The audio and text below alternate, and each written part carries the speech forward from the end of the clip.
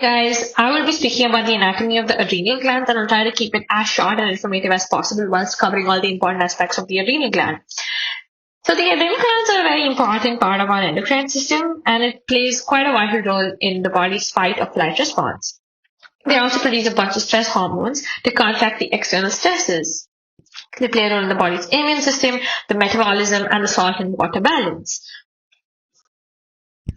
Starting with the morphology, each gland weighs approximately 5 grams. The right one is shaped like a pyramid and the left one like a crescent. It's located in the retroperitoneum and it's enclosed by the renal fascia and the adipose capsule of the kidney. Each adrenal gland is found in the epigastrium at the top of the kidney opposite the 11th intercostal end of the vertebral space and the 12th rib.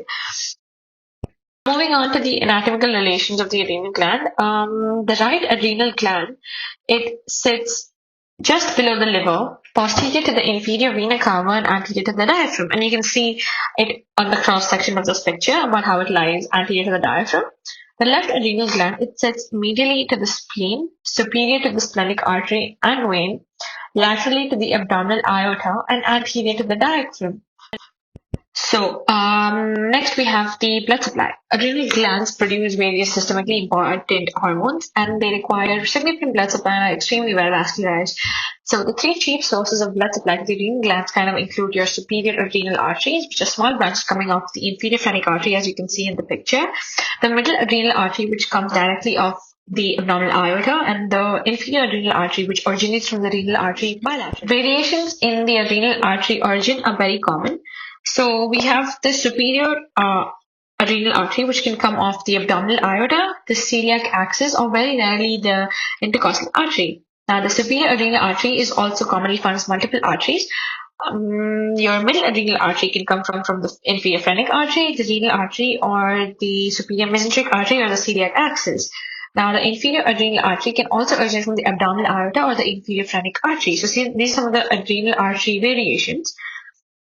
In venous drainage, one difference that we have from the right and the left is that the left adrenal vein drains into your left renal vein because the left adrenal gland is further away from the inferior vena cava, and the right adrenal vein drains directly into the inferior vena cava.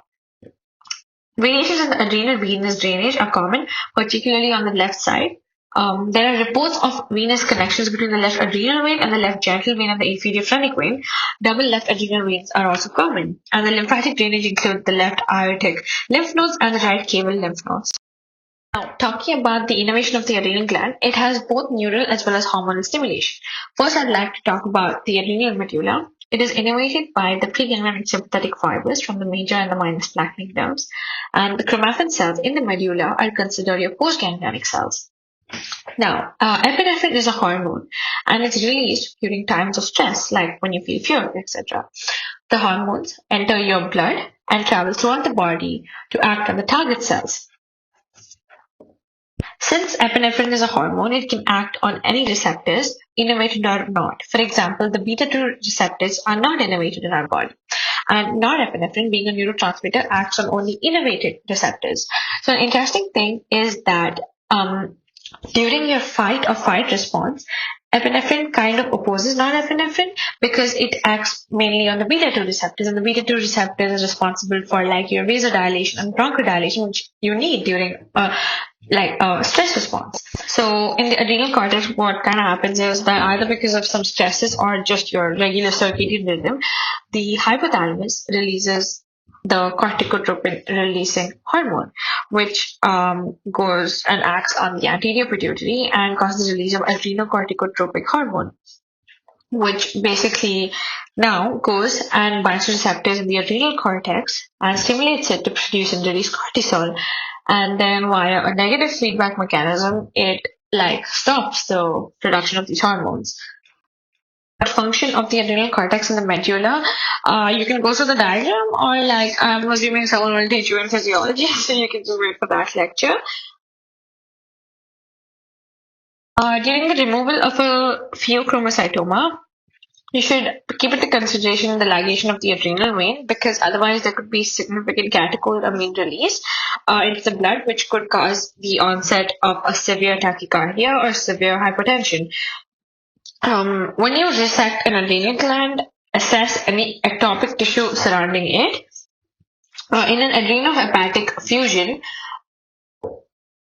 freeing the adrenal tissue is harder in a right adrenalectomy, and you will need to keep in mind extensive hepatic vascular control so that you prevent excessive bleeding or liver damage.